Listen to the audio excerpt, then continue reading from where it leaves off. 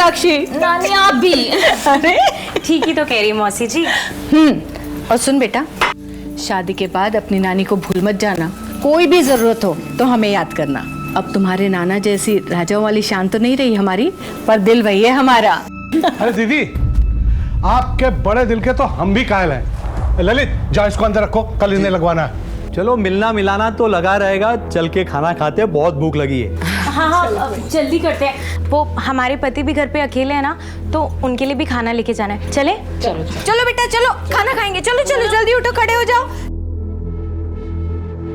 देखे हैं पापा, रस्सी जलगी पर बल नहीं गए हो। ये अच्छा हुआ राजमनी भी खाना लेके निकल गई। अभी हम अपने घर चलते हैं, शादी से 2 दिन पहले आ जाएंगे। अच्छा सुन, कल तुम जरूर आ जाना। मैंने साक्षी के लिए पुश्तैनी गहनों में से कुछ निकाल के रखा है। अच्छा ठीक है। माँ, मैं वो कह रही थी कि जो पैसे हमने मांगे थे वो भी ले लेना, ठीक है? चलो।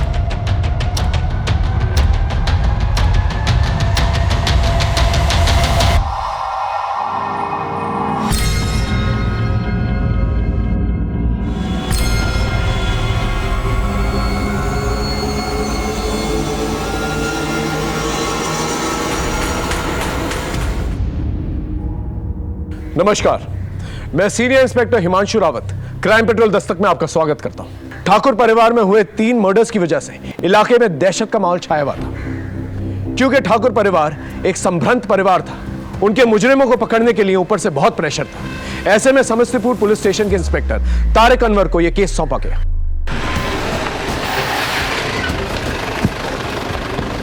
सर, फॉरेंसिक फोटोग्राफर्स एम्बुलेंस सबको इन्फॉर्म कर दिया।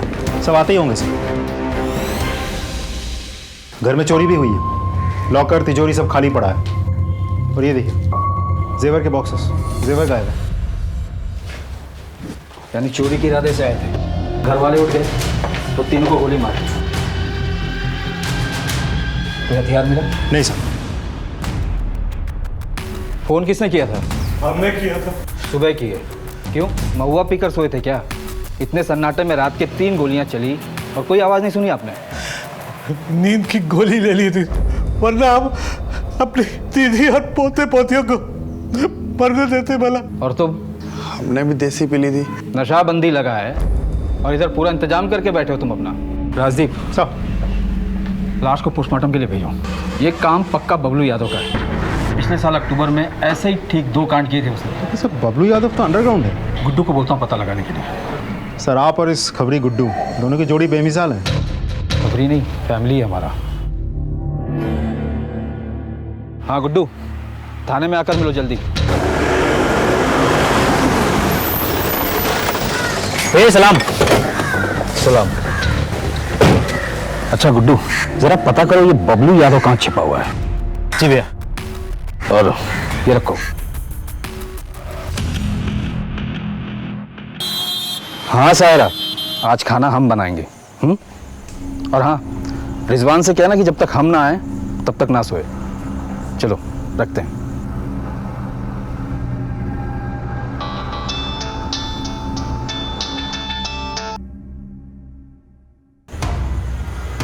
हम आते हैं।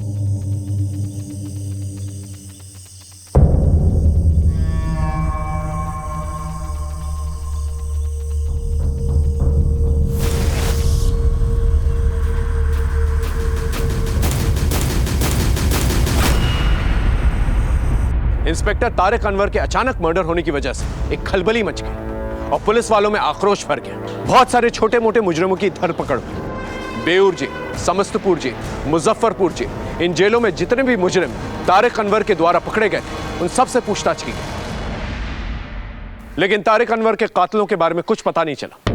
फिर मुझे इस केस का इंचार्ज बनाया गया। ऊपर से क्लियर ऑर्डर्स थे कि मुझे इंस्पेक्टर तारिक अनवर के कातिलों को और साथ ही साथ ठाकुर फैमिली में हुई चोरी और मर्डर्स को जल्द से जल्द सॉल्व करना था।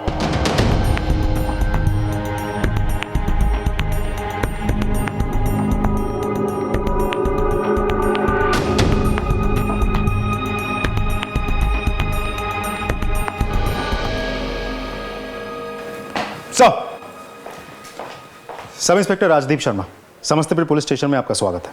Thank you Rajdeep.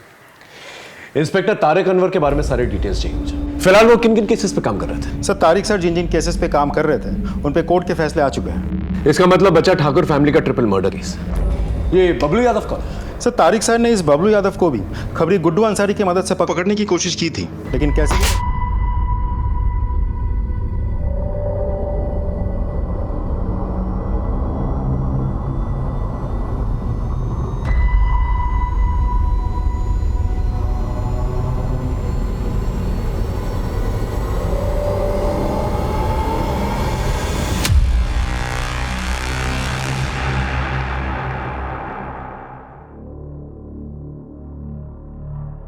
लंबी सांस लो।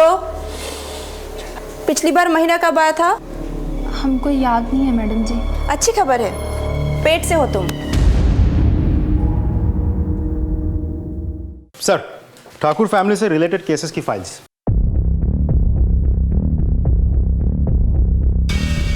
सर, उस घर में सिर्फ हत्याकांड ही नहीं बल्कि बहुत कुछ हुआ है। जैसे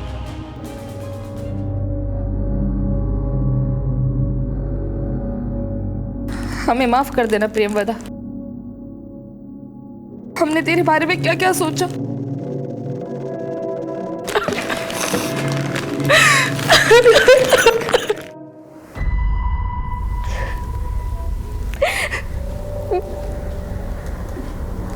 काहे रो रो के चेहरा खराब कर रही है? चलो बाहर बुला रहे हैं। नहीं जाना है हमको, नहीं करनी हमें ये शादी, पढ़ना चाहते हैं हम। अरे शादी के बाद पढ़ाई कर लेना, अभी चलो चलो। ये बिहार है अम्मी, यहाँ कोई अपनी बहू को पढ़ने नहीं देता। अरे क्या बोल रही है?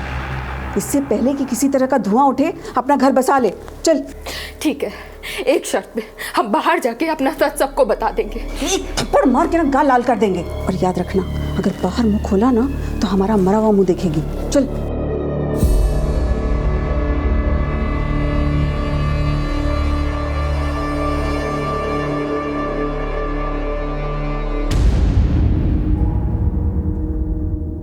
इंस्पेक्टर तारिक अनवर के मर्डर केस में और ठाकुर फैमिली के मर्डर केस में जितने भी सस्पेक्ट्स हैं उन्हें जीरो डाउन करने के लिए हमें उनके नजदीकी लोगों से बातचीत करनी पड़ेगी। क्या हमने ठाकुर फैमिली के सारे लोगों से बातचीत की?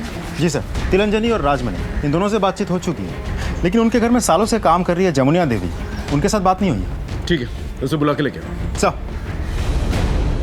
साहब, हमारी आंखों के सामने सारा ठाकुर परिवार उजड़ गया। हमने उसका साई दौर देखा है और संघर्ष भी देखा है, लेकिन ऐसा अंत होगा वो कभी सोचा भी नहीं था। आपको क्या लगता है किसने मारा होगा? हमको नहीं पता, लेकिन हमको ये पता है कि प्रियंवदा बिटिया की गलत सलत खबर ने मनोहर बउआ को खा लिया और उन्हीं के गम में उन्होंने फांसी लगा ली। क्या? फांसी लगा ली? लेकिन हमें तो बताया गया था उनकी मौत हार्ट अटैक से हुई। बालकिन ने हमें कसम दे रखी थी कि किसी को कुछ मत कहना, लेकिन जब कसम देने वाली ही चली गई तो उनकी कसम को बना। लेकिन अचानक हमें पता चला कि घर की बहू प्रियंवदा ठाकुर घर छोड़ के कहीं चली गई है। उनके पति मनोहर ठाकुर की शिकायत पे हम तहकीकात करने उनके घर पहुंचे। इंस्पेक्टर साहब, आप कुछ भी कीजिए, हमारे प्रियंवदा का पता लगाइए। हमने अपने परिचय में सब जगह ढूंढ लिया, वो कहीं नहीं है। हमारा घर छोड़कर चली गई है। घर छोड़कर चली गई? इतना यकीन से कैसे कह सकते हैं आप? बेटा तेजू, अपने मोबाइल लेकर आओ। मम्मी, ये देखो, मुझे निधि के नए फोन में रिकॉर्ड करने आ गया। आप कुछ बोलो ना। क्या बोलूं? कुछ भी जो आपको बहुत हैप्पी लगे। अरे कैसे बोलूं जबकि हम बिल्कुल भी हैप्पी नहीं। हमारा जी करे ना तो हम यहाँ से कहीं दूर भाग जाएंगे, कह देते। मुझे भी छोड़कर? हाँ, तुम्हें भी छोड़कर। पापा, युवराज, दीदी, दादी सबको छोड़कर? अरे कहा ना, देख लेना, हम ना कहीं दूर भाग जाके किसी मठ में चले जाएंगे और गले में कंठी धारण करेंगे। मम्मी आप बहुत गंदी हो, मुझे आपसे बात नहीं करनी।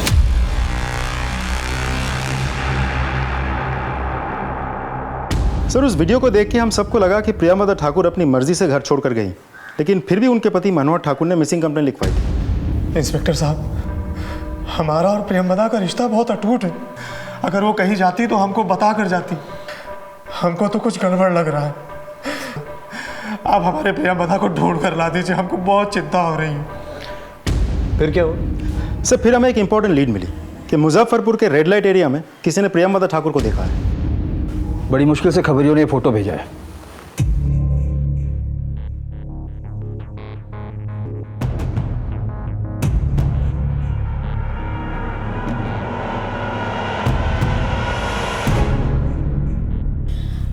भैया, हमारा मन नहीं मानता। मान लिया हमारी भाभी हमसे रूठ के गई है, लेकिन वो वधू बाजार जैसे रेड लाइट एरिया में नहीं, हमारी भाभी इतनी चरित्रहीन नहीं हो सकती। लेकिन प्रियंवदा पहनकर तो यही साड़ी गई थी ना। क्या ये साड़ी पूरी दुनिया में एक ही पीस बनी है? ये हमारी प्रियंवदा नहीं हो सकती है, बस। फिर हमें एक बार प्रियंवदा ठाकुर से मिलती जुलती उनकी कदकाठी की एक लाश मिली। हमने शिनाख्त के लिए सारे घर वालों को मुर्दाघर बुलाया, लेकिन उनके पति मनोहर ठाकुर ने लाश देख के साफ कह दिया कि ये उनकी पत्नी प्रियंवदा ठाकुर नहीं है। सर, उस वक्त हमें लगा कि मनोहर ठाकुर भावनाओं में बह के बात कर रहे हैं, लेकिन 10 दिनों बाद शोभित सिंह उस बॉडी को क्लेम करके ले गया और डीएनए टेस्ट में ये बात साबित भी हो गई कि ये बॉडी उसी के किसी रिश्तेदार की है। फिलहाल इस केस का स्टेटस क्या है? सर, वही स्टेटस है, प्रियंवदा ठाकुर मिसिंग है। तो हमें ये पता करना होगा कि वो कहाँ गई है और क्यों गई है। सब तो ठीक है, मनोहर ठाकुर से मिलते हैं। चल। सर, मनोहर ठाकुर की तो डेथ हो गई। क्या? जी सर, कुछ दिनों पहले हमें पता चला कि दिल का दौरा पड़ने से उनकी डेथ हो गई, लेकिन डेथ होने के 3 से 4 हफ्ते पहले तक भी हर दूसरे दिन वो पुलिस स्टेशन आते थे। ये इत्तेफाक नहीं हो सकता। इतने सारे प्रॉब्लम्स एक ही परिवार में एक साथ हो जाना नॉट पॉसिबल। पहले प्रियंवदा ठाकुर का गायब होना, फिर मनोहर ठाकुर की मौत, और फिर बाद में मनोहर ठाकुर की मां जयपरी देवी और उनके बच्चे युवराज ठाकुर और तेजश्री ठाकुर, इनका मर्डर। और फिर इस केस को इन्वेस्टिगेट करने वाले पुलिस इंस्पेक्टर तारिक अनवर का भी मर्डर हो जाता। सर, खबरी गुड्डू अंसारी बबलू यादव पे नजर बनाए हुए हैं। अब इसे घर में किसी सुरक्षित जगह छिपा दे ताकि किसी को पता न चले। क्या बोल रहे हैं पापा? बाहर पुलिस इतनी एक्टिव है। हम एक काम करते हैं, इसे हम कहीं जमीन में गाड़ के आते हैं। ठीक है।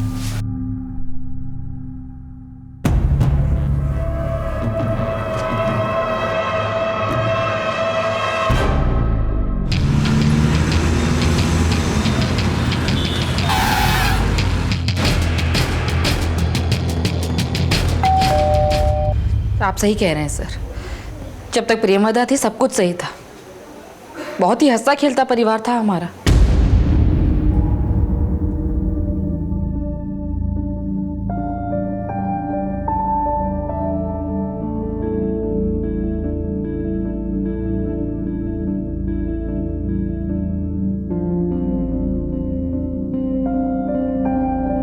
प्रियंवदा के जाने के बाद तो जैसे मनोहर पागल सा हो गया, दिन दुनिया से बेखबर, बच्चों का ध्यान तक नहीं रख पाता था वो। एक बार तो ऐसा हुआ। युवराज क्या हुआ? मनोहर युवराज को चोट लग गई, तुमने ध्यान भी नहीं दिया। चोट लग गई क्या? फिर कुछ दिनों बाद मनोहर भैया ने हम सबको अपने घर बुलाया। इससे पहले कि माँ बाजार से आ जाए, आप लोग इस पे साइन करो। ये सब क्या है मनोहर?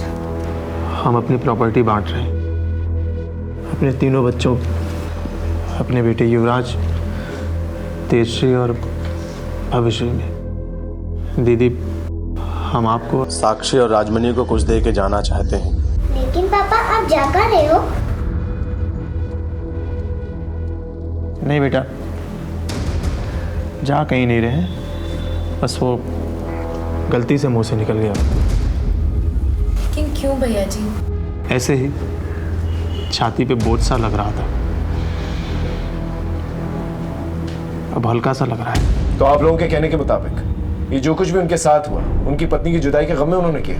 पता नहीं सर, लेकिन हम लोगों ने मनोहर को कई बार बच्चों की तरह बिलक बिलक के रोते हुए देखा।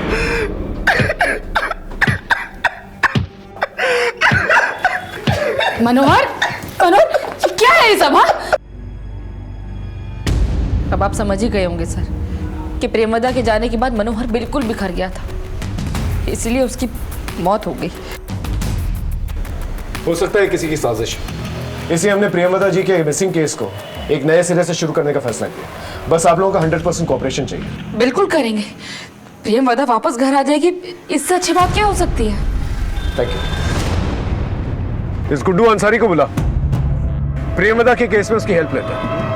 मैं बात करता हूं सर।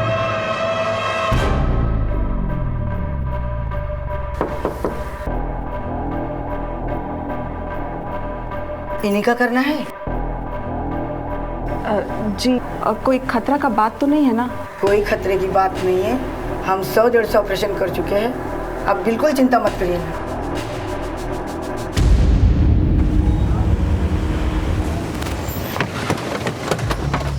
सलाम साहब। हाँ। बबलू यादव की कोई खबर? नहीं साहब, लगता है समस्तीपुर छोड़कर भाग गया है। उसके बाकी गैंग मेंबर्स? उनके बारे में पता किया मैंने सर, इनका 3 लोगों का गैंग है, लेकिन बाकी दोनों भी शायद समस्तीपुर छोड़कर भाग गए हैं। कहाँ गए हैं ये नहीं पता। राजीव, दूसरी डिस्ट्रिक्ट की पुलिस को कनेक्ट कर। मुजफ्फरपुर, पटना, बेगूसराय, कहीं ना कहीं तो छुपे होंगे साहब। गुड्डू, तुमसे एक काम था। जी साहब। प्रियमदा ठाकुर गायब है, उसके बारे में कोई इन्फॉर्मेशन है तुम्हारे? नहीं साहब, काफ़ी दिन हो गए, उनका कुछ नहीं पता, लेकिन गायब होने से थोड़े दिन पहले तारिक भाई के साथ देखा था उन्हें।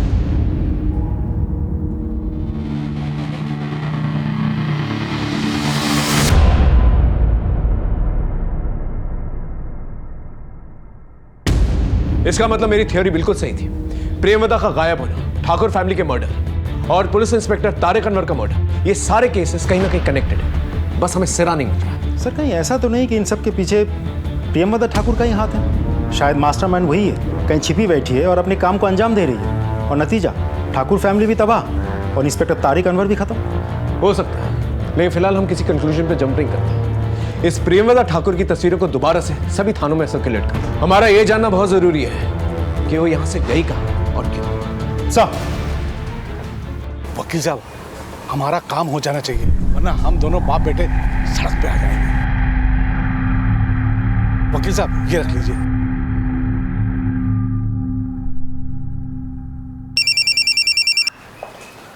Sub inspector Rajdeep Sharma ji. अच्छा, पोस्टमार्टम रिपोर्ट में क्या है? ठीक है, मैं अपने सीनियर को रिपोर्ट करके आपको कॉल बैक करता हूं। तब तक आप एक कांस्टेबल का हाथों। तो ये सब कुछ प्रियमदा ठाकुर के गायब होने से शुरू हुआ और 6 महीने में पूरा परिवार साफ हो गया। आपको किसी पे शक है? वैसे तो घर में सब मिलजुल के रहते थे, भाई बहनों में बहुत प्यार था। हमें नहीं मालूम किसने ये किया। तिलांजलि और राजमणि, इनके बारे में क्या ख्याल आपका? तिलांजलि तो अपनी माँ से पैसा मांगती थी। जो पैसे हमने मांगे थे वो भी ले लेना। राजमणि तो मालकिन की बड़ी बहन की बेटी है। बड़ी बहन गरीब थी तो राजमणि की भलाई के लिए मालकिन के पास भेज दिया, और राजमणि का ब्याह भी मालकिन ने किया था। हमें आज भी याद है जब राजमणि ब्याह के बाद पहली बार मिलने आई थी। सच बताएं मौसी जी, हम ना बहुत ही खुश हैं।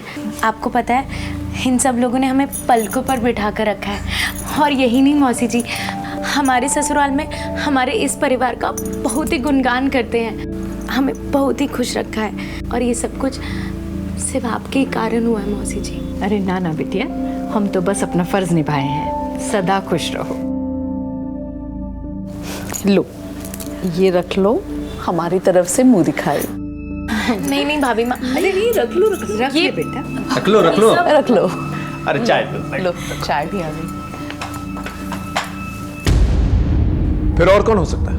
हमें तो मालकिन के भाई और उसके सुपुत्र पर शक है। सर, सुरेश ठाकुर और उनका बेटा ललित ठाकुर। गुड्डू से कहो इन पे नजर रखें। सर, फोन किया था लेकिन गुड्डू ने उठाया नहीं। शायद इन्फॉर्मेशन निकालने बाहर गया होगा। तारिक अनवर का केस फाइल पढ़ा है मैंने, उसमें लिखा है कि आपकी बहन का जब मर्डर हुआ आप लोग आउट हाउस में थे, इतनी गोलियां चली आप लोगों को सुनाई नहीं दी। इंस्पेक्टर साहब, उस फाइल में यह भी लिखा होगा कि हम उस रात नींद की गोलियां खाकर सोए हुए थे और ये पिए हुए था। क्या सबूत? अब 1 महीने के बाद उसका सबूत तो नहीं रहेगा। आजकल वकील के बहुत चक्कर लग रहे हैं आप लोगों के। उसे देने के लिए पैसे कहां से आ रहे हैं? घर से की गई चोरी से? इंस्पेक्टर साहब, हम बस ये समझना चाहते हैं कि अब इस घर की मिल्कियत जिसके पास भी जाएगी वो कहीं हमें निकाल ना दे। इतना बड़ा हादसा होने के बाद साहब हमें भी अपनी जान की परवाह है, इसलिए सावधान हैं, वरना वो हमें बाहर निकाल देंगे तो हम कहाँ जाएंगे। तो ये जा सकते हैं।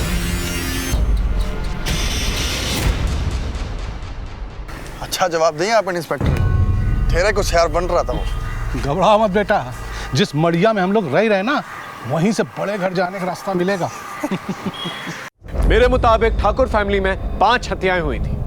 मैं मनोहर ठाकुर की सुसाइड को भी अबीटमेंट ऑफ सुसाइड मानकर चल रहा था। हमने इन 5 हत्याओं की छानबीन में कोई कसर नहीं छोड़ी थी। हमने परिवार का angle, property angle, personal angle सब कुछ टटोल कर देखा था, लेकिन फिर भी हमारे हाथ कोई ठोस सबूत नहीं आया था और कोई ठोस मोटिव भी नहीं। इंस्पेक्टर तारिक अनवर का संदिग्ध कातिल बबलू यादव हमारी लाख कोशिशों के बावजूद फरार था। ऐसे में हम काफी हताश हो गए थे, लेकिन फिर बबलू यादव के 2 गैंग मेंबर्स मोतीहारी थाने में चोरी के जुर्म में पकड़े गए और उन्हें समस्तीपुर लाया गया।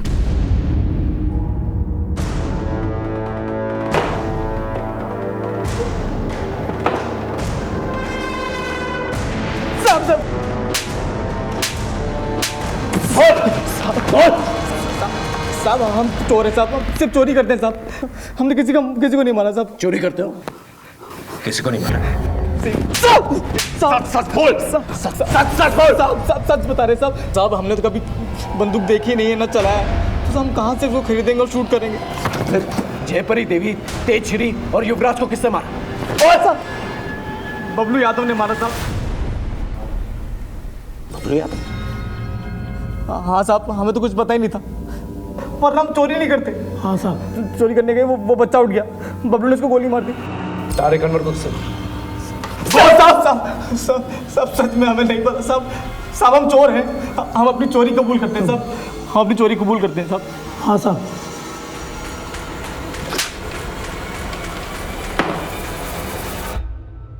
अगर इनकी बात माने तो चोरी सिर्फ एक कवर अप था, असली मुद्दा था मर्डर। Right sir. लेकिन क्यों, किस लिए, और ये बबलू यादव किसके कहने पर इन लोगों को मारेगा, और इनकी मौत से किसको फायदा हो सकता है, और ये प्रियंवदा ठाकुर, इसे धतूरा खिला के किसने मारा? ये सब राज हैं और एक सवाल के जवाब में सारे सवालों के जवाब है।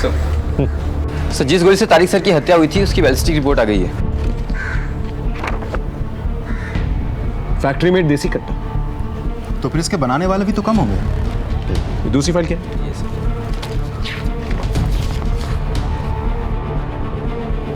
ठाकुर फैमिली में जिस गोली से इन लोगों को मारा गया उस बंदूक का डिजाइन बिल्कुल सेम है, फैक्ट्री मेड देसी कट्टा। मतलब दोनों बंदूक एक ही जगह से ली हुई है, और जैसा कि हमारा शक है कातिल भी एक है, बबलू यादव। लेकिन ये बबलू यादव का कोई कनेक्शन नहीं था इन लोगों के साथ। वो किसके कहने पे मारेगा इन्हें और क्यों? सिर्फ बबलू यादव की गिरफ्तारी के इनाम की घोषणा हमने कर दी है, बहुत जल्द पकड़ा जाएगा। खबरियों के नेटवर्क, स्टेट इंटेलिजेंस सब हाई अलर्ट पे हैं। ठीक है, इस कट्टा फैक्ट्री के बारे में पता करो, वहां से बबलू यादव के बारे में कोई इंफॉर्मेशन मिली जाएगी। सर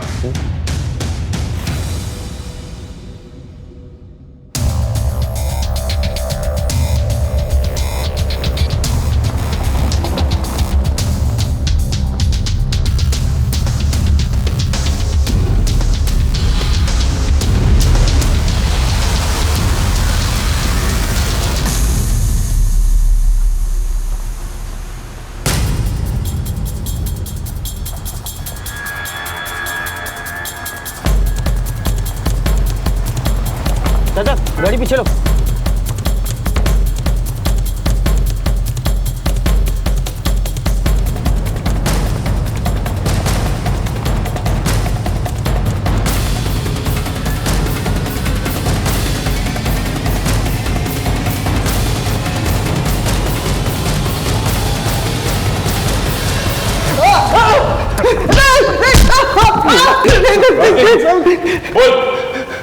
सब मैंने इंस्पेक्टर तारिक को नहीं मारा, लेकिन प्लान जयपरी देवी और उनके तीनों पोतों को मारने का था।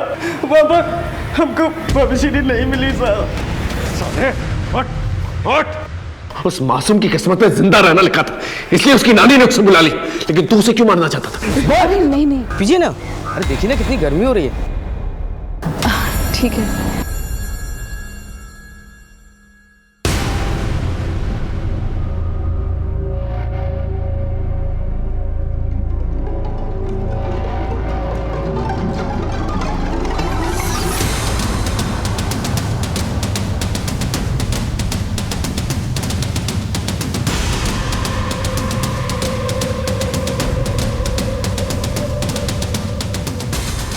साहब काम हो गया। प्रेमदा ठाकुर के मरने के बाद मैंने उसकी बॉडी को बरौनी ले जाकर के फेंक दिया ताकि किसी को कोई शक ना हो। चल मान लेते हैं कि इंस्पेक्टर तारिक अनवर के कहने पर तूने उस पूरी फैमिली को खत्म कर दिया, लेकिन तू तो एक कॉन्ट्रैक्ट किलर है ना। ये सारा का सारा प्लान जो है इंस्पेक्टर तारिक अनवर का था। उन्हें इन्हें मारकर क्या फायदा था? बोल। सब उनकी दुनिया वो जाने, वो तो बस ये चाहते थे कि हम उनके लिए ये सब कांड करें ताकि वो हमें ढूंढे, अरेस्ट करे, उनका नाम हो, फिर हमें भी निपटा दे साहब। इसलिए हमें उन पर विश्वास नहीं था, इसलिए हम वहाँ से भाग गए। सर गुड्डू अंसारी आ गया। चल।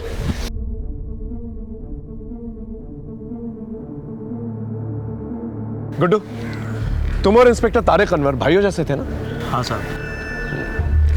बबलू यादव के कहने के मुताबिक इंस्पेक्टर तारिक अनवर की वजह से उसने ठाकुर फैमिली के लोगों को मारा। क्या तारिक भाई ने मरवाया उन्हें? ऐसा बबलू का कहना है। तुम्हें क्या लगता है वो ऐसा क्यों करेंगे? खुदा कसम साहब, हमें इस बारे में कुछ नहीं पता साहब। हमारी नाक के नीचे से उन्होंने इतनी बड़ी बात निकाल ली और हमें भनक तक नहीं लगने दी। बबलू ने तो ऐसे ही किया। तुम्हारे पास कोई इंफॉर्मेशन है वो ऐसा क्यों करेंगे? खुदा कसम साहब, हमें इस बारे में कुछ नहीं पता। लेकिन अभी भी एक बात साफ नहीं हो रही है, इंस्पेक्टर तारिक अनवर को कौन मारेगा? क्योंकि बबलू तो साफ इनकार कर रहा है। हम बस ये कहने आए कि आपके परिवार का काला चिट्टा खुल चुका है। अरे जिस लड़की का ननिहाल ऐसा हो वहां हम अपने बेटे की शादी नहीं कर सकते हैं। चलो जी।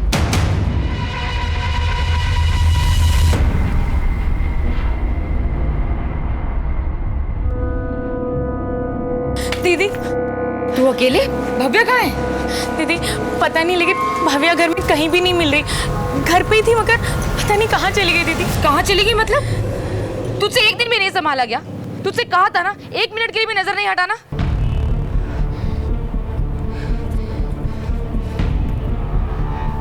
Hello, police station?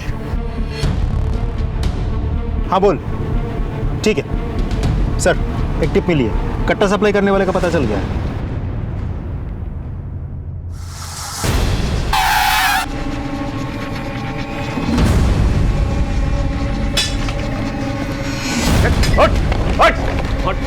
अंदर कर। कहाँ जा रहा है? काट सकता। क्या बताना? साहब हमें कुछ खास बात बताना है आपको। भव्या, तूने जो सुना है वो बता इंस्पेक्टर अंकल को बेटा।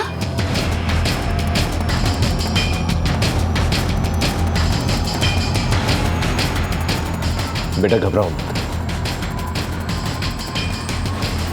बताओ क्या बोलना चाहते? बोलो।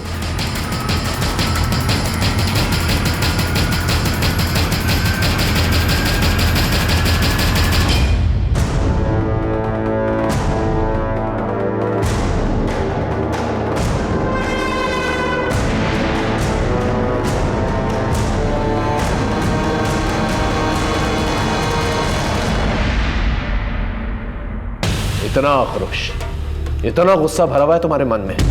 बेटा डरो मत, सच सच बताओ क्या हुआ? बुआ पुप्पा जी से मुझे मारने का प्लान बता रही थी। आज रात में भव्यश्री को मार दूंगी, उसके बाद बचेगी तिलांजलि दीदी, जीजा जी और साक्षी। उन सब का खात्मा करके मुझे चैन मिलेगा। वही लोग जिन्होंने तुम्हें पाल पोस कर बड़ा किया। हाँ किया तो, कोई एहसान नहीं किया। जयपरी मौसी ने खुद की बेटी की शादी तो अच्छे घर में कर दी, और हमारी शादी उस पियक्कड़ सुजीत के साथ कर दी। 7 साल हो गए साहब हमारी शादी को, और हमें 7 साल जख्म सहते सहते। तो फिर पुलिस कंप्लेन करनी चाहिए। क्या फर्क पड़ता अगर हमारे पति को जेल हो भी जाती तो? पति तो पति है ना साहब, जिंदा हो या मुर्दा, सारा जीवन तो उसी के साथ जीना है। और वैसे भी साहब, उस सुजीत की गलती क्या है? सिर्फ शराब की लत ही तो है उसे। असली गलती उस जयपरी मासी की, जिन्होंने बिना देखे हमारी शादी उस पियक्कड़ के साथ कर दी। इसलिए तुमने उसके पूरे परिवार को मार डाला? हाँ, मार डाला। हमसे उनकी खुशी ना देखी नहीं गई, इसलिए हमने पूरी प्लानिंग करी और कहते थे वो ठाकुर परिवार की इज्जत बीच बाजार में बेच आई। मतलब दुनिया वाले तो यही कहेंगे ना कि मनोहर ही नामर्द होगा, तभी उसकी बीवी बीच में।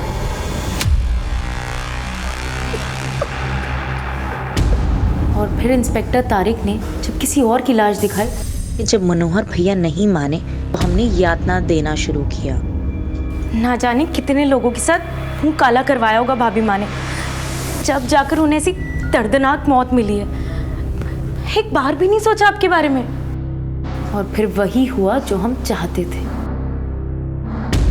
जयपरी मौसी, युवराज और तेजश्री सबके सब मारे गए, सिर्फ वो भव्या बच गई। भव्या को मारने के बाद हमें तिलंजनी और उसके पूरे परिवार का खात्मा करना था, तब जाकर हमें चैन मिलता। फिर हमारा दुख ना ही कोई देखता और ना ही कोई सवाल करता, और ना ही हमें किसी के सवाल का जवाब देना पड़ता। फिर हमारा पति हमें मारे पीटे चाहे कुछ करे, हम जिंदगी भर हंस हंस कर सह लेते साहब। और इस सब में इंस्पेक्टर तारिक अनवर को कैसे इन्वॉल्व किया? एक दिन हमारा पति साहब झगड़ा करके थाने पहुंच गया, और जब हम उसे छुड़ाने थाने पहुंचे। अमन, अमन, अरे आप तैयार नहीं हुए? ऑफिस नहीं जाना क्या? क्या हुआ, इतनी टेंशन में क्यों आ गई? हाँ? वो आज बैंक हॉलिडे है ना? हाँ, मैं भूल गई थी।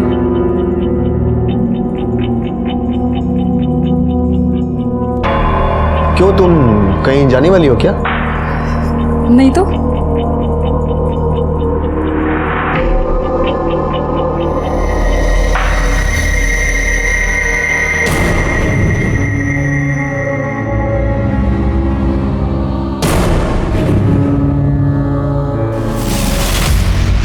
अरे तुम कहीं जा रहे हो? हाँ, वो बॉस का फोन आया था, ऑफिस में कुछ काम है इसलिए बुलाया। आप जा रहे हैं और मैं सोच रही थी कि हम पूरा दिन साथ में बिताएंगे। अरे मैं हमेशा के लिए थोड़ी ना जा रहा हूँ, शाम में चलते हैं, ठीक है? चलो मैं रेडी हो जाता हूँ।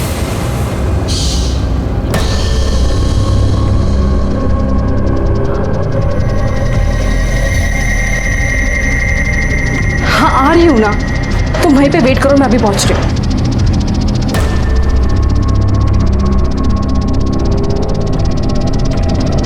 अरे और कितना देर रुके हम, हैं? अरे आधा घंटा पहले हमारी ड्यूटी खत्म हो गई है, समझे ना? अरे जल्दी आओ भाई, जाना भी हमें। दिखता नहीं है क्या? गेट खोलो। दिखता नहीं है तुम्हें?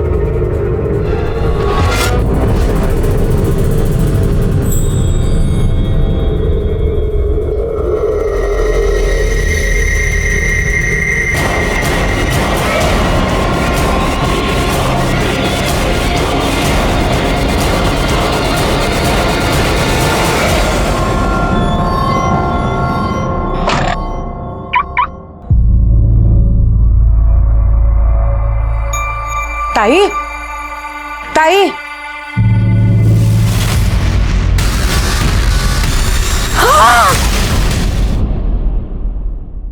हेलो, अब पुलिस स्टेशन।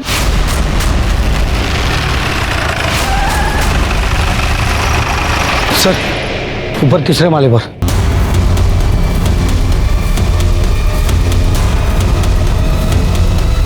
आइए सर। 28 से 30 साल की लेडी है सर, गला रेत कर मारा गया है, और ये यहाँ का चौकीदार है। किसी ने कॉल करके हमें बुलाया था। कौन है ये? मुझे नहीं पता साहब। अरे इधर आ।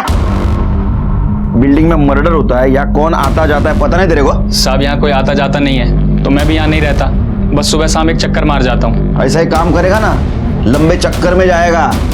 इसका मोबाइल नंबर लो और लोकेशन ट्रेस करो। तेरा एड्रेस देना।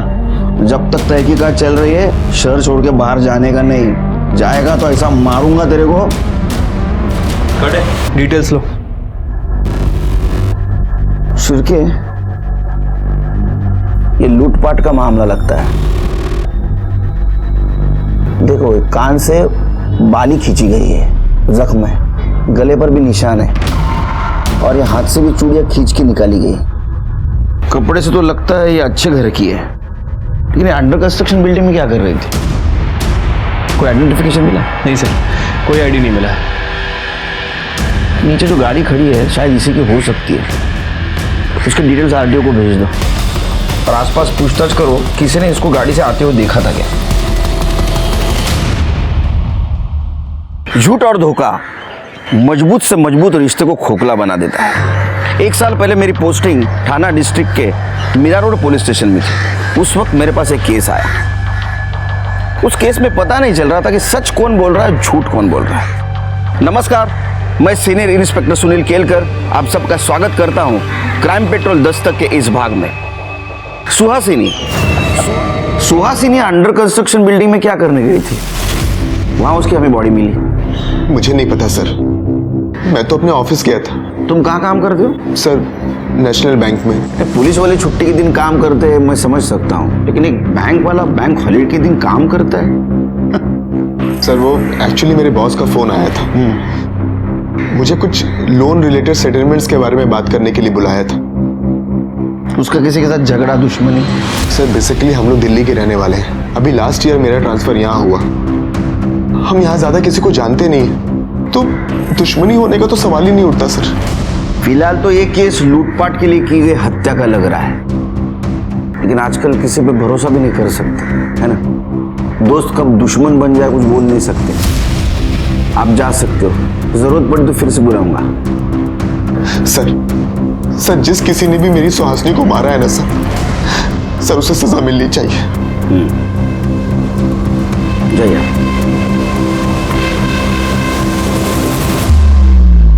क्या लगता है सर? पहले लूटपाट फिर खून, या तो पहले खून और खून छुपाने के लिए लूटपाट की शक्ल। लेकिन सवाल तो यह है कि सुनसान जगह पे अंडर कंस्ट्रक्शन बिल्डिंग में सुहासिनी क्या करने गई थी? एक काम करो शिरके, सुहासिनी जिस बिल्डिंग में रहती है वहां पता करो उसको कोई जानता है क्या। शायद वहां से पता चले कि ये अंडर कंस्ट्रक्शन बिल्डिंग में क्या करने गई थी, और जहां उसका मर्डर हुआ वहां पता करो कि इधर सीसीटीवी कैमरा है क्या। ठीक है सर।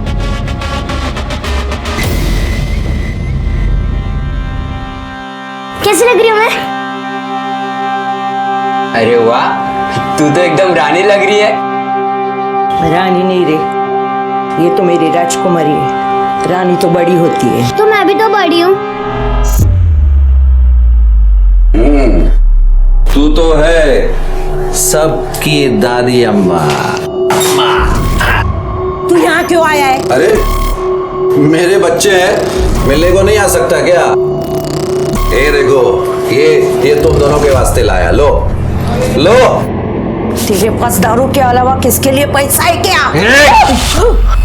तू मेरे को पैसा देती है तो कोई एहसान नहीं करती है। तूने अगर मुझे पैसा देना बंद किया ना तो मैं ये करुणा को उठा के लेके जाएगा। तू हाथ तो लगा के दिखा मेरी बहन को। अरे तू जा ना यहाँ से। मुझे भी तुम लोगों का थोबड़ा देखने का कोई शौक नहीं है। देख लूंगा तुम लोगों को। मैडम मुझे सुहासिनी के बारे में कुछ नहीं पता। क्या नाम है तुम्हारा? सब शंभू। शंभू शंकर भगवान का नाम है, पता है ना? कब से काम करते हो यहाँ? सब अभी 1 साल ही हुआ है। सुहासिनी को जानते हो? सुहासिनी? हाँ साहब। उसे कभी देखा है आते जाते हुए? उस दिन वो अपनी गाड़ी से गई, मैंने ही ये गेट उनके लिए खोला था। कौन था साथ में? नहीं साहब, वो अकेली ही थी। ठीक है, जाओ। फिर के सर, वो सुहासिनी का सीडीआर निकालो। और ये गेट से लेके तो ये बिल्डिंग तक का सीसीटीवी फुटेज कलेक्ट करो। ठीक है सर।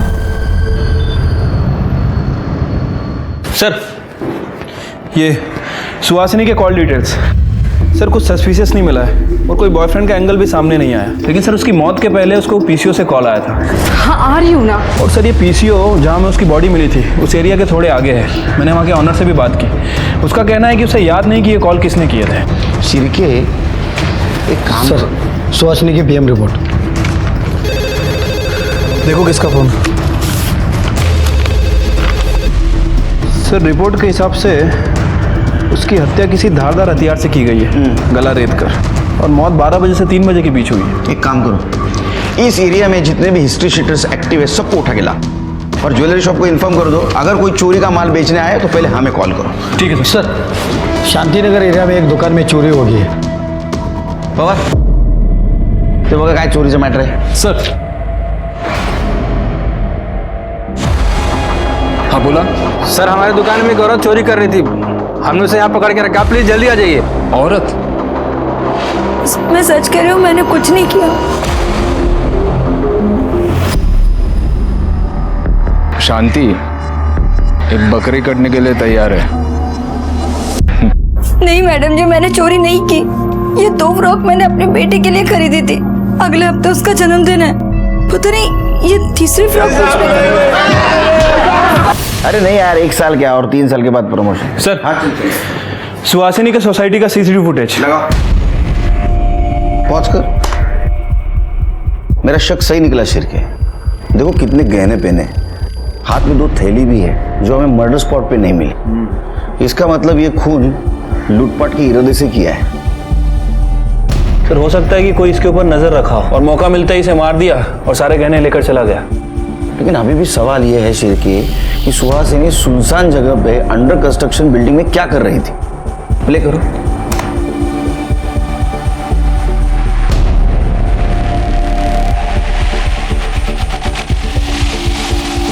पॉज करो।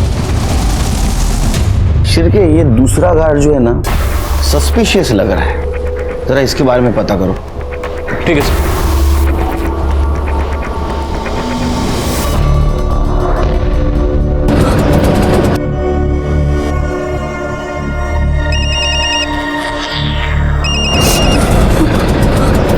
दे रही है पैसे तो आकर आईडी लेकर जा।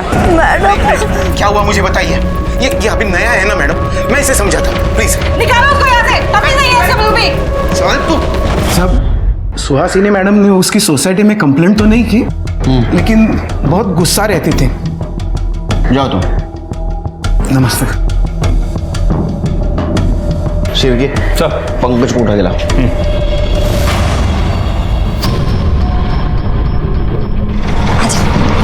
आजा, चल भाई चल निकल। मैंने उसे पैसे दिए और वहां से बाहर निकल के रोड पे चलने लगी तो अचानक किसी ने मेरे ऊपर कपड़ा डाल दिया और मेरे साथ मुझे भी बता। अरे लक्ष्मी, लक्ष्मी कैसी है? हाँ मैं ठीक हूँ। सुबह में तेरे पास टाइम है क्या? एक औरत को ना बाई चाहिए। नहीं रे, घर पे बहुत सारा काम है, 2 बच्चे हैं मेरे घर में। अरे कर ले ना, बहुत परेशान है, 2 बार एबॉर्शन हो चुका है, डॉक्टर के चक्कर काटते रहती है। चाय पिएगा? अरे पी। 4 चम्मच शक्कर की चाय दिमाग की बत्ती जलाए। नहीं सर। पी ले, सर को ना सुनना पसंद नहीं है। पिएगा? औरतों को कपड़े बदलते हो छुप छुप के देखने की बहुत आदत है ना तेरे को। माफ कर दो साहब, माफ कर दो साहब। उस दिन मैं लेटर दे, उस दिन मैं मैडम के पीछे नहीं गया था, बल्कि उनका पति उनके पीछे गया था साहब। मैंने खुद देखा था। तू झूठ बोल रहा है? कसम से मैं सच बोल रहा हूँ साहब। मैंने खुद देखा था कि उनका पति उनके पीछे गया था, बल्कि कुछ दिन पहले तो उनका और उनके पति का बहुत झगड़ा भी हुआ था साहब। तुम्हें क्या लगता है मैं बेवकूफ हूँ? मुझे समझ में नहीं आता तुम्हारा बाहर क्या चल रहा है। कौन है वो? अरे यार कोई नहीं है, कोई है तो बस तुम्हारे दिमाग के अंदर। साहब वो क्या है? Light bill. हाँ भैया तो साहब सच में मैंने उनके पति का झगड़ा देखा था साहब। सच क्या है झूठ क्या हम पता कर लेंगे। तेरे को कपड़े बदलते हुए औरतों को देखने का बहुत शौक है ना? शिरके, इसकी कपड़े उतार कर खातिरदारी करो, पर याद रख शहर छोड़ के बाहर जाना नहीं तो इतना मारूंगा तेरे को। हाँ माफ कर दो साहब। चल माफ कर दो। शिरके, ये अमन हमसे झूठ क्यों बोल रहा था कि उस दिन ऑफिस गया था? मैं तो अपने ऑफिस गया था। उसके कॉल डिटेल्स चेक करो। ठीक है सर।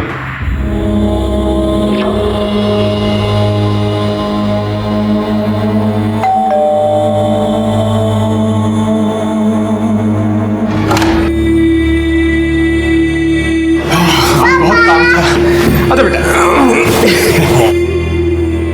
पापा, आपको पता है मम्मी आज बहुत रो रही थी। क्यों, क्या हुआ? वो कुछ नहीं, मैं पानी लेकर आती हूँ। खाना खाया आज?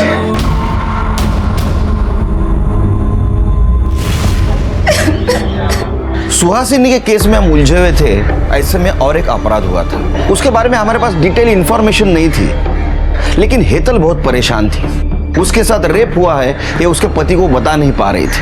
हेतल ही क्या, समाज में ऐसी बहुत सारी महिलाएं हैं, औरतें हैं जिनके साथ ऐसा संगीन अपराध हुआ है, लेकिन उन्होंने किसी से बताया नहीं। यहाँ तक कि उन्होंने पुलिस में केस भी रजिस्टर नहीं की। हेतल की केस थोड़ी कॉम्प्लिकेटेड थी। जिसने उसके साथ रेप किया उसका चेहरा उसने नहीं देखा था।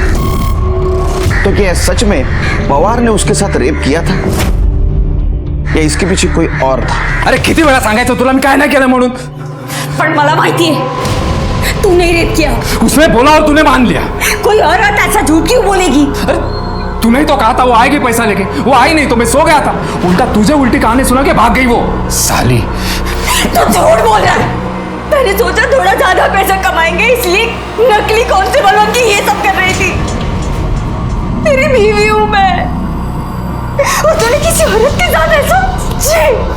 तो तुझे जो समझना है ना वो समझ। मैंने कुछ नहीं किया है, तेरी कसम। कि तू उस दिन सुहासिनी के पीछे गया था या तो फिर सीसीटीवी फुटेज उसमें साफ साफ दिखाई दे रहा है तू सुहासिनी की गाड़ी के पीछे तेरी बाइक लेके गया था। देख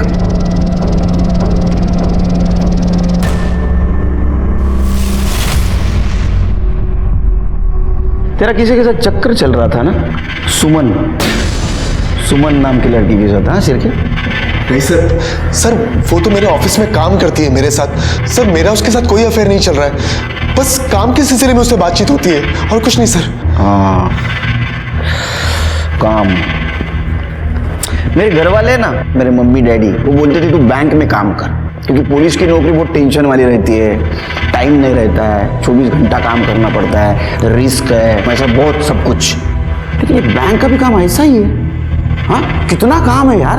अरे बाप रे, 24 घंटा काम, दिन रात काम, 2-2 बजे तक बातें करना पड़ता है ना। हाँ ये देख कॉल डिटेल्स। देख अमन, सच बोल दे बच जाएगा, वरना तेरी किस्मत तेरे हाथ में ही है।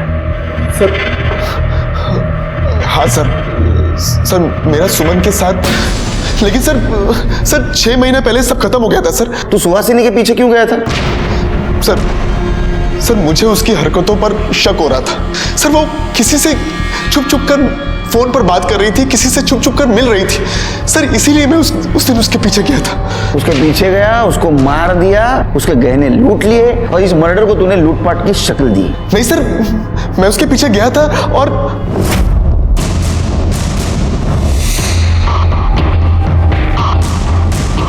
जैसे ही मैं ट्रैफिक से बाहर निकला तो देखा कि सुहासिनी वहां से निकल गई थी। फिर मैं अपने घर वापस चला गया सर।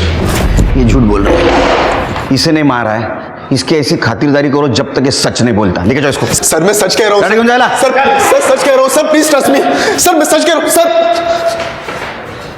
क्या लगता है सर, सच बोल रहा है? शिरके इसका अफेयर चल रहा था और इसके वजह से इसका और सुहासिनी का झगड़ा हो रहा था। मैं बेवकूफ हूँ, मुझे समझ में नहीं आता तुम्हारा बाहर क्या चल रहा है। उस दिन ये सुहासिनी के पीछे गया और इसने सुहासिनी को मार दिया। लेकिन अभी भी सवाल ये है कि सुनसान जगह पे अंडर कंस्ट्रक्शन बिल्डिंग में सुहासिनी क्या करने गई थी?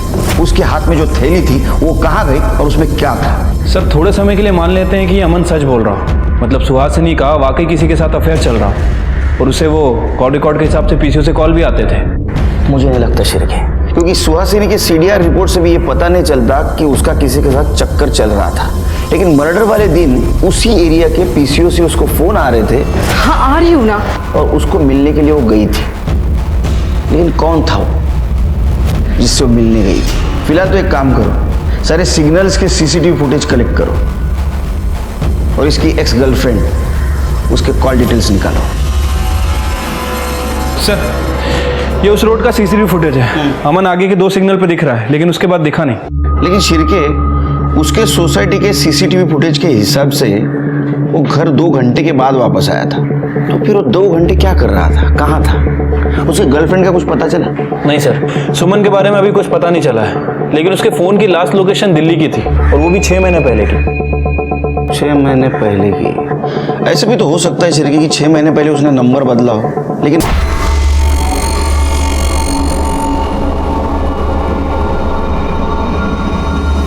सुहासिनी के पति अमन के साथ आपका अफेयर चल रहा था? जी सर, पर सर मुझे पता नहीं था कि वो मैरिड है, और मुझे जब पता चला तो मैंने उससे ब्रेकअप कर लिया। पर सर बात क्या है, आप लोग? अमन की पत्नी सुहासिनी का मर्डर हुआ है। आपको पता नहीं था?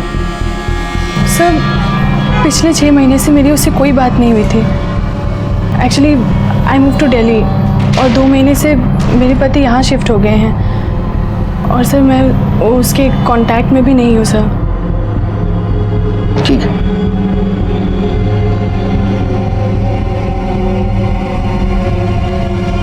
क्या बात है सुमन, पुलिस क्यों आई थी? वो मेरी एक फ्रेंड का मर्डर हो गया है।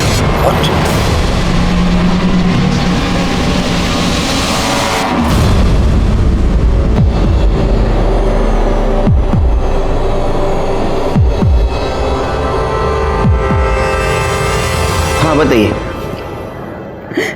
सर मेरे साथ रेप हुआ है। क्या? नहीं, पहले आप शांत हो जाइए और डिटेल में बताइए हुआ क्या। नहीं मैडम जी, मैंने चोरी नहीं की। पैसे हैं तेरे पास? उस लेडी कांस्टेबल ने मुझे एक जगह जाने को कहा था, और जब मैं वहां गई तो वो मैडम ने कहा था आपको पैसे देने के लिए। आप इतने दिन पुलिस के पास क्यों नहीं आए? हिम्मत नहीं हुई। जब ये बात मैंने अपने पति को बताई तो उन्होंने भी मुझे ही मारा।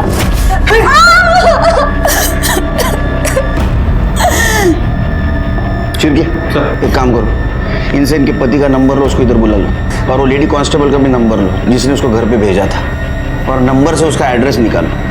नंबर दो इनको। समर जी, बीवी सिर्फ घर के बच्चे संभालने के लिए नहीं होती है। हाँ, पति पत्नी का रिश्ता 7 जन्मों का होता है, पता है ना आपको? बुरे वक्त में भी एक दूसरे का सहारा होना चाहिए। हाँ, जो कुछ भी हुआ उसमें इनकी कोई गलती नहीं है। आपने इनके पीछे मजबूती से खड़ा रहना चाहिए। सर एड्रेस का पता चल गया है, और वो फोन नंबर किसी शांति के नाम रजिस्टर्ड है। शांति? चलो।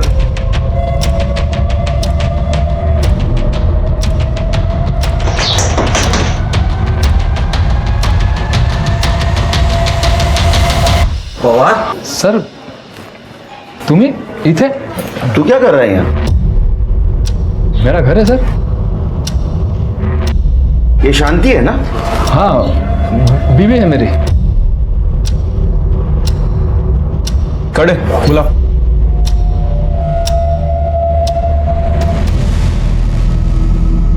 हाँ सर, यही वो घर था। सर विश्वास करिए। हाँ, तू विश्वासू आदमी है। चल, पंडित है तू।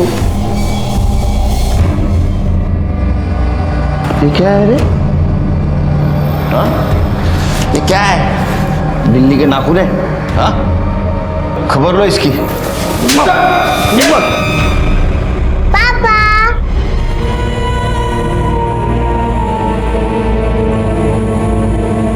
आपने मेरा साथ दिया, मुझे अपना सामान बांध और इस घर से निकल जाए यहाँ से। पापा, आपने मम्मी को क्यों मारा? बेटा, अब तेरी मम्मी गंदी हो गई है। अब हमारे साथ नहीं रह सकती। चले यहाँ से।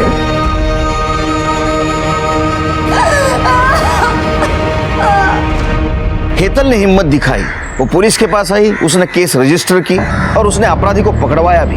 लेकिन उसका पति बहुत कमजोर निकला। उसके पति ने उसका साथ देना चाहिए था, या पवार भी मानने के लिए तैयार नहीं था कि उसने अपराध किया है। लेकिन हमें यकीन था कि हेतल के साथ जो गलत काम किया है वो पवार ने ही किया है। हम इस केस में उलझे हुए थे, साथ ही साथ सुहासिनी के केस को लेकर भी परेशान थे। सर, मैंने अमन के फ़ोन को दोबारा चेक किया सर। उसने अपने मेल्स डिलीट कर दिए थे, उसे रिकवर करवाया। ये कुछ मेल्स मिले हैं, इससे पता चलता है कि अमन सुमन के टच में था और सुमन भी उससे चैट कर रही थी, और ये सब काम वो अपने दूसरे नंबर से कर रही थी। अमन, उस दिन तुम्हारा मोबाइल घर पे छोड़ा है और सुहासिनी का मर्डर करने के लिए निकले। लेकिन ये मोबाइल घर पे छोड़ने का सजेशन तुम सुमन को देना भूल गए। इसलिए मर्डर स्पॉट पे सुमन के दूसरे मोबाइल का लोकेशन मिला। देखो, ये देखो।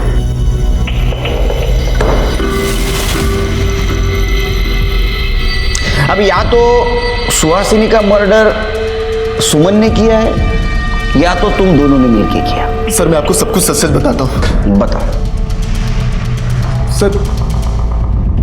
सर, मैं उस दिन इसके साथ था। सर, मैं सुहासिनी को छोड़कर सुमन के साथ शादी करना चाहता था, लेकिन सुमन को लगता था कि ये मेरी शादी के बीच में आ रही है। सर, इसलिए मैंने गुस्से में शादी कर ली थी, लेकिन मैं अपने पति के साथ खुश नहीं थी और मैं सुहासिनी का घर नहीं तोड़ना चाहती थी। सर, मुझे शक था कि सुहासिनी किसी से मिल रही है। बस यही दिखाने के लिए मैं सुमन को वहां लेकर गया था। वो देखो सुहासिनी की गाड़ी। आज मैं तुम्हें प्रूफ कर दूंगा कि सुहासिनी का अफेयर चालू है। फिर तो तुम अपने पति को छोड़ के मेरे पास आओगी ना। चलो।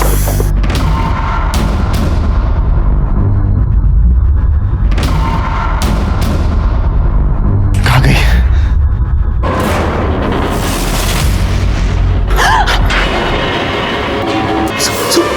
सुहासिनी, ताई। कोई आ रहा। मैंने लक्ष्मी को वहां देखा तो मैं डर गया। मैंने सोचा कि उससे कहीं ये ना लगे कि मैंने सुहासिनी का मर्डर किया, तो फिर हम दोनों वहां छुप गए। ये लक्ष्मी कौन? हमारी पुरानी मेड। उसका नंबर दो शिरकी। सर, उसका नंबर नहीं है मेरे पास। एड्रेस दो। सर, वो भी नहीं है। कमाल है। दोनों को लेके जाओ। चलो सर, प्लीज यकीन कीजिए सर। सच कह रहे हैं सर। क्या लगता है सर, सच बोल रहे हैं लैला और मजनू? शिरके, उस दिन सुहासिनी घर से अकेली निकली थी, लेकिन वहां लक्ष्मी उसके साथ थी। ऐसा हो सकता है कि उस एरिया के पीसीओ से लक्ष्मी उसको बार बार फोन कर रही थी। एक काम करो, उस दिन उस एरिया में और कितने मोबाइल एक्टिवेट थे पता करो। ज्यादा नहीं हो सकते क्योंकि एरिया सुनसान था। ठीक है सर। सर, कितनी बार बोला है पीछे से आवाज मत दिया करो। सॉरी सर, वो एक इम्पोर्टेंट बात थी। सर, वो उस एरिया में जितने भी नंबर थे मैंने सबको। हाँ। है तुम्हारी अज्जी घर में? नहीं, अज्जी काम पे गई है। कहाँ काम करती हो? एक मीठा अज्जी लिख के गई है। ये लीजिए।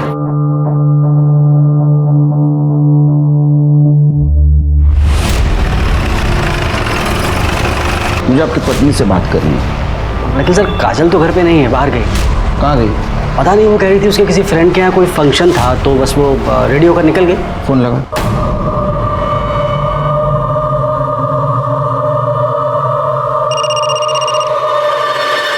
किसका फोन है? इनका है। अरे मत उठाओ, अभी वो वापस बुलाएंगे ना। पूजा के बाद फोन उठाना। हाँ, रख दो। चलो जल्दी चलो। सर, उठा नहीं रही। फिर क्या? लक्ष्मी और काजल का फोन ट्रेस करो।